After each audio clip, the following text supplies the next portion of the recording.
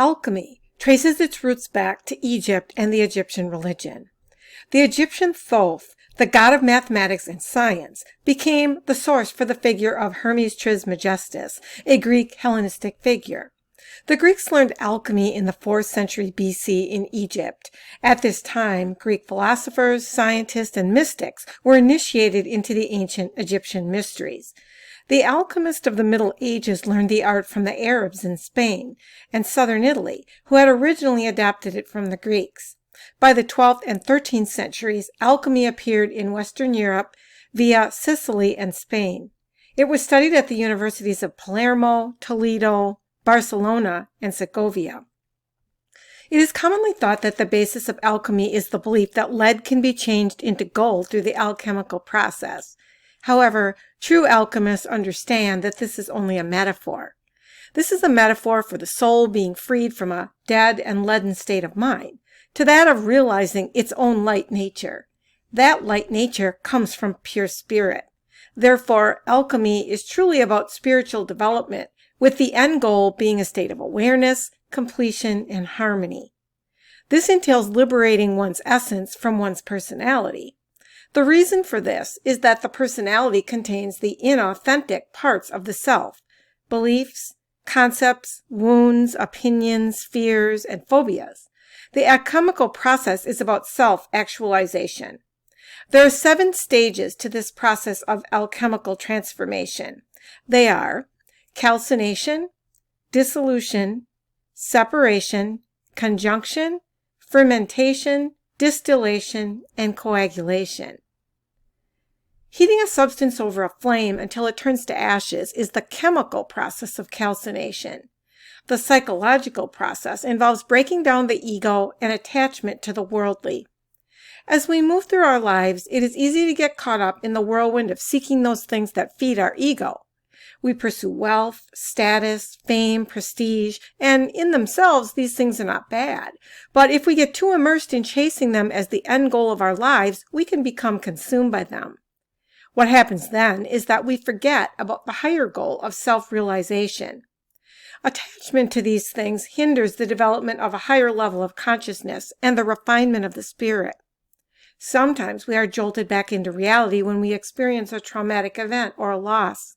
Suffering can act as a catalyst that humbles us and propels us to look within and move to the next stage of transformation.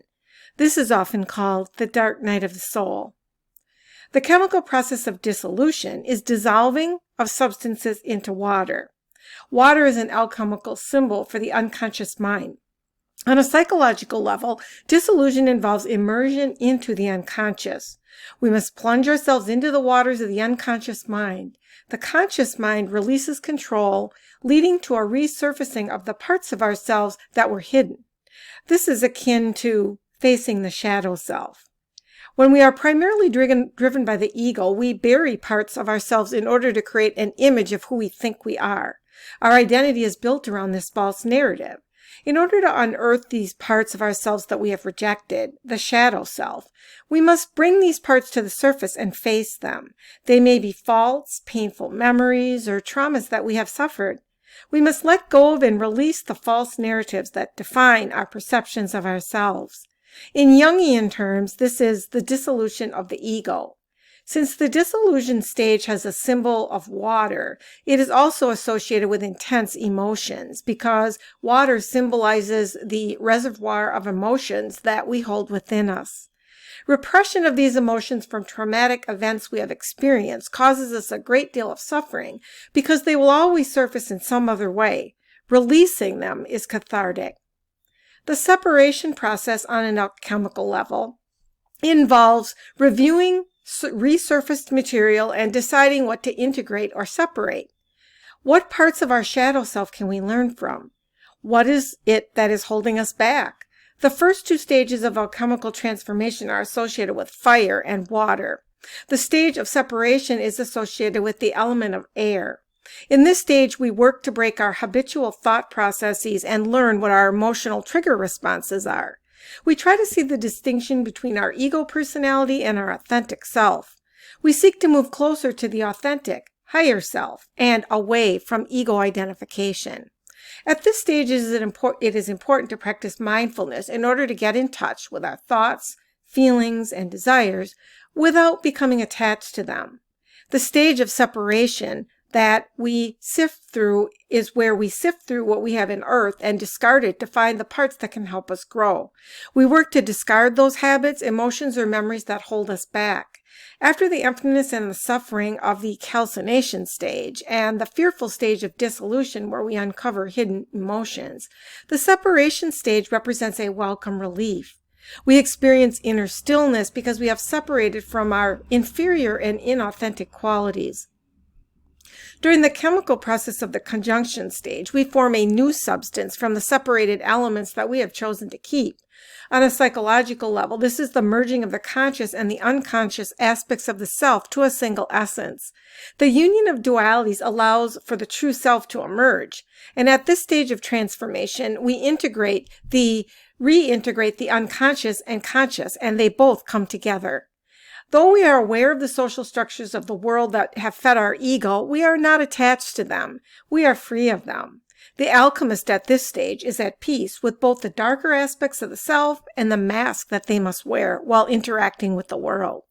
We are now ready to combine the elements of the previous processes. We are able to see what is within us that is of value and integrate it into our authentic self. After the first 3 stages of purification by fire, water, and air, we bring together the remaining elements under the element of earth. The spirit now begins its process of materialization. At this stage, we begin to resolve the polarities that exist within us. These polarities include both male and female, body and soul, and spirit and matter. When we integrate these polarities, we achieve harmony between our elements of being. On a chemical level, the process of fermentation involves including and inducing the chemical breakdown of substance with bacteria or other microorganisms. Psychologically, this is the initiation of spiritual awakening through the testing of the strength of the solution. To first create wine, grapes must rot. Suffering breeds resilience. Fermentation is about testing the newly integrated self.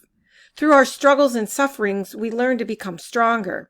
The dark night of the soul helps us to build resiliency. In this stage, we begin to glimpse the new self, the one that is born out of the ashes, like the phoenix, after we have traversed the first 4 stages that involve the decay of the old self. There are 2 stages to the fermentation process. The first is putrefaction, where we let go of the rotting old self. This is a difficult stage because during the process, we may have feelings of despair and depression and grieve the loss of our old identity. The next stage of the fermentation process is spiritualization. Now we let go of the parts of us that are no longer serving our highest good, and this leads us to experience a sense of inner peace. The 6th stage of alchemical transformation is distillation. In a chemical process, we boil and condense the solution in order to increase its purity. The boiling process liberates the essence from the matter. On a psychological level, this involves purification of the spirit. We make sure the ego is no longer in control of us. This gives us the ability to appreciate the beauty of the authentic self. In this state, we purify the spirit and make sure it's free from any destructive forms of ego. We are working on creating the pure, authentic self. In Jungian terms, we are assimilating any shadow aspects into the authentic self. At this point, we can hear the voice of the soul because there is no longer any ego to dominate it. The conscious and unconscious elements are brought into harmony. In order to nourish the transpersonal self, we can practice various forms of contemplation and meditation. The final stage of alchemical transformation is coagulation. During this stage, the substance is crystallized into a solid state. Matter and spirit meet, and we experience the union of dualities. At this stage, the spirit becomes self-aware. It perceives itself, sees, and understands that the inner and outer worlds are but reflections of each other. Our essential, authentic self becomes whole. Most important of all, our higher self emerges, and the transformation process is complete. It is similar to the state of nirvana described by Buddhists. The end result is the famed Philosopher's Stone. We have succeeded in turning our leaden state of mind into gold, into light. This is our true nature.